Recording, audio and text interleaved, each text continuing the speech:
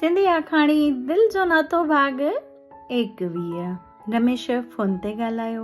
उन विचां धीरज जो बि फोन आयो घरां उनजे पप्पा जो। उन सवाल कयो त भई कंहिं महिल ईंदे। अहिड़ी तरह 5 मिंट ॻाल्हायो त इन विचां ॿिन्हिनि जो फोन पंहिंजे लेखे चालू हुयो। हिक ॿिए जो ॻाल्हाइण ॿुधी कोन सघिया। रमेश सिधो चयो साधना जो फोन हुयो ऐं मीटिंग लाइ चयो। जेका मीटिंग थी उनजे बारे में ॿुधायो ऐं सुभाणे इन जो भाउ अचण वारो आहे त मूंखे रोटी चाहिए अथई, उनजे घर वञिणो आहे त मां सुभाणे ऑफिस मां थोरो जल्दी छुटण जी कोशिश कंदसि। धीरज चयो हा कोई ॻाल्हि न आहे, पर साधना तूं बसि एतिरा 2 अखर चया ऐं रमेश सम्झी वियो कि हिन जे मन में सवाल थो अचे मां साधना खे कीअं सुञाणा।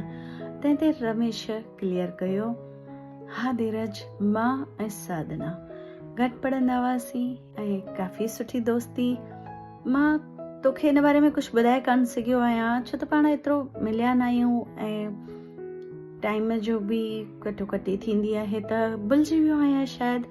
ऐं मूंखे बि इहो हुयो कि 2 कंपनियूं गॾिजी करे तव्हां अॻिते वधो।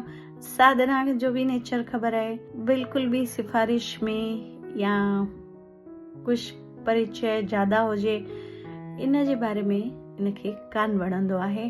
त इन ॻाल्हियुनि जे हिसाब सां बि मां थोरो भुलिजी वियो आहियां। सॉरी यार, मुंहिंजी कोई ग़लति धारणा कान हुई।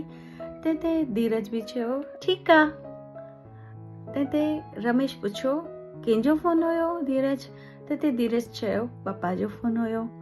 जल्दी घर अच, कुझु थियो आहे छा? रमेश सवाल कयो। तंहिं ते धीरज बि चयो न अहिड़ो कुझु कान्हे। एतिरी देर में वापसि ॿी फोन आई। धीरज फोन ॾे निहारियो ऐं 2 मिंट नरमाईअ सां अखियूं बंदि कयूं ऐं हिकदमि सीरियस थी वियो, ॼण त हुनखे कुझु अंदर में दुख पियो थिए। उहो फोन कंहिंजो हुयो पाण अॻिले एपिसोड में जल्दी ॿुधंदासीं।